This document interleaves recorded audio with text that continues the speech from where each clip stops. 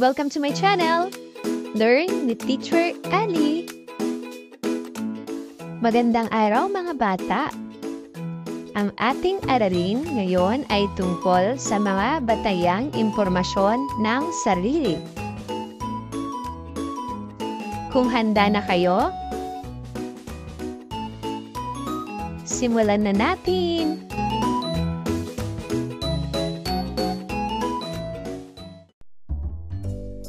Matatag Curriculum GMRC Grade 1 Quarter 1 Week 1 Day 1 Mga batayang impormasyon ng sarili. Activating prior knowledge. Ano-anong mahahalagang impormasyon ang dapat malaman ng iyong guro tungkol sa iyong sarili upang lalo kanyang makilala?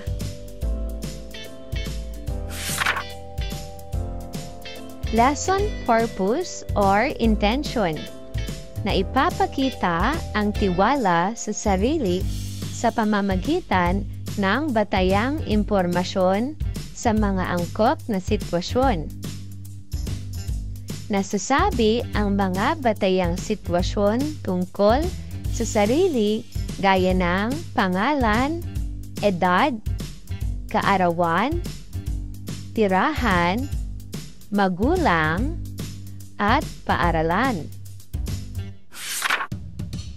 Ang ating aralin ngayong araw ay tungkol sa mga batayang impormasyon ng sarili.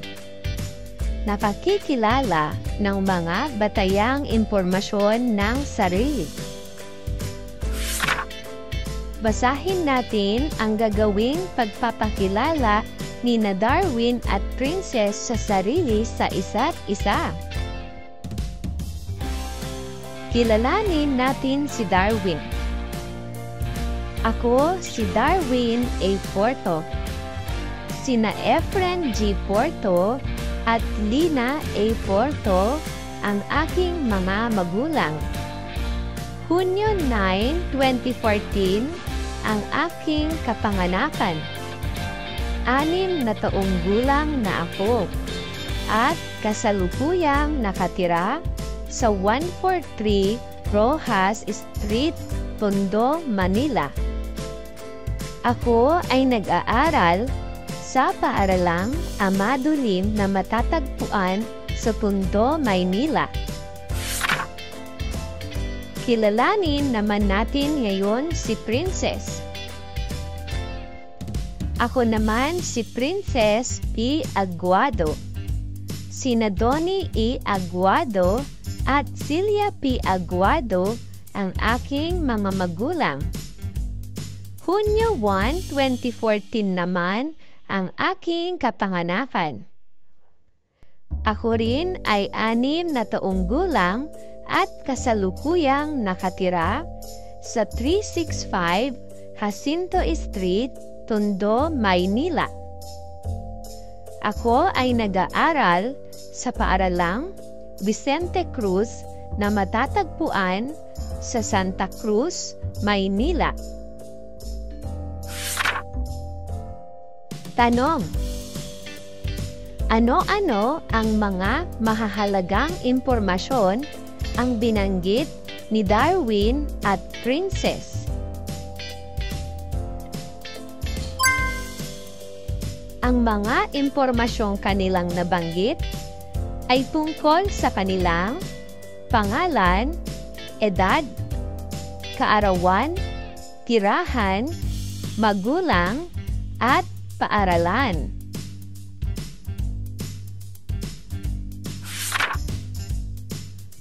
Ngayon mga bata, basahin naman natin ang isang kwento. Si Ana ay isang masayahing bata na mahilig maglaro sa labas ng kanilang bahay. Siya ay 8 taong gulang at ipinanganak noong Oktubre 15, 2016 nakatira siya sa Barangay Maligaya, sa lungsod ng Quezon City. Si Ana ay nag-aaral sa Maligaya Elementary School, kung saan siya ay nasa ikatlong baitang. Mahal na mahal siya ng kanyang mga magulang na sina Ginoo at Ginang Santos. Tuwing Sabado, sama-sama silang nagluluto at kumakain sa labas ng kanilang bahay. Narito ang ilang tanong tungkol sa kwento. Una, ano ang pangalan ng batang nasa kwento? A. Maria, B. Ana, C. Liza, D. Carla.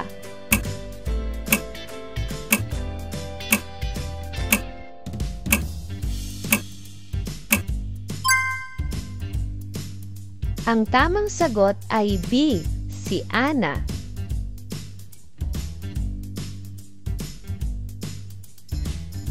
Ilang taon na si Ana? A. 6 taong gulang, B. 7 taong gulang, C. 8 taong gulang, o D. 9 taong gulang.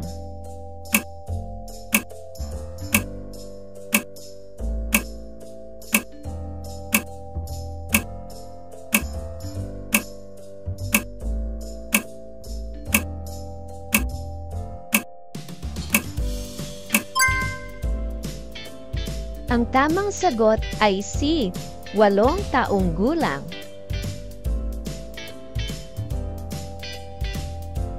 Kailan ang kaarawan ni Ana? A. Ika-10 ng Oktubre, B. Ika-15 ng Disyembre, C. Ika-10 ng Setyembre, o D. Ika-15 ng Oktubre.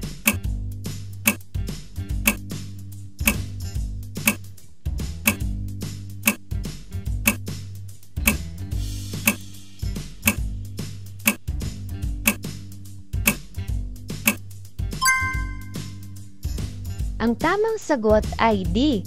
Ika-15 ng Oktubre. Saan nakatira si Ana? A. Barangay Maligaya, B. Barangay San Roque, C. Barangay Pag-asa, o D. Barangay Mapayapa.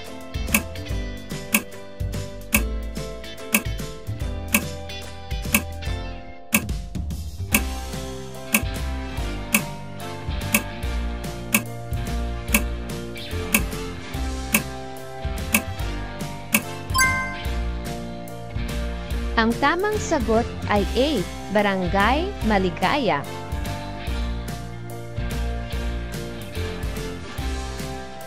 Ano ang pangalan ng paaralan ni Ana? A. Maligaya Elementary School, B. Maligaya High School, C. Quezon City Elementary School, or D. San Roque Elementary School.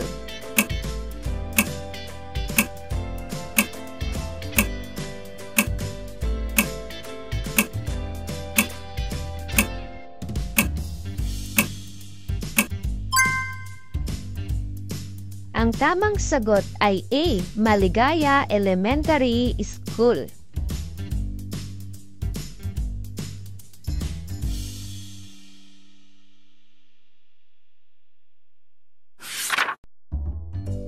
Mga bata, lagi niyong tatandaan, ang mga impormasyon ng iyong sarili ay ibabahagi mo lamang sa iyong kapamilya, kaibigan, at mga kinauukulan tulad ng mga guro, doktor, at mga pulis kung kinakailangan. Wag na wag mo ding ipagkalat ang iyong impormasyon sa mga hindi mo kakilala, lalong-lalo na sa social media tulad ng Facebook at TikTok.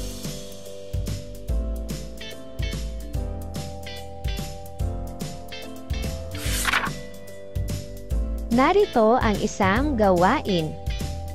Panuto. Sa loob ng kahon, isulat ang iyong pangalan.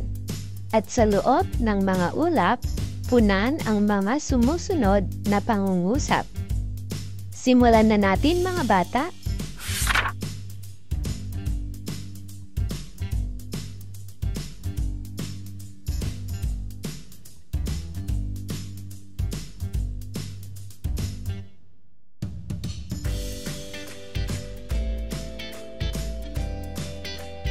Mahusay mga bata!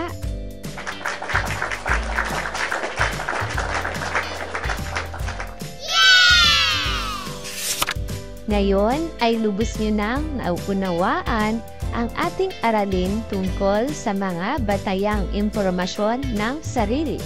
Nakakikilala ng mga batayang impormasyon ng sarili. Thank you for watching! Also, don't forget to like, share, subscribe, and click the notification bell for you to be updated on our latest videos. See you on our next lesson. Goodbye!